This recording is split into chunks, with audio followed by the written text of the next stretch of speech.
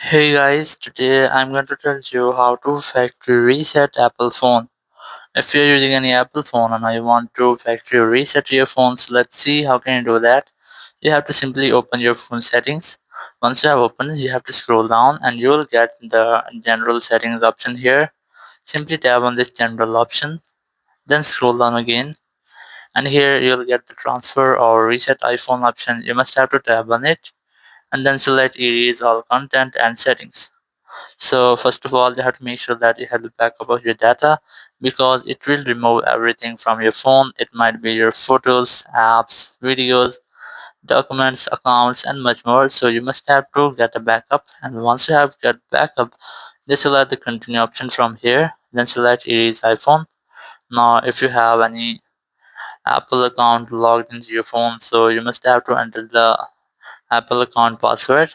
Or if you don't have an account, just enter your passcode here and your phone will be factory resetted. So you must have to wait for your phone until it restart. So in this way you can easily factory reset any Apple phone. Thank you very much for watching the video. Until next video, bye bye.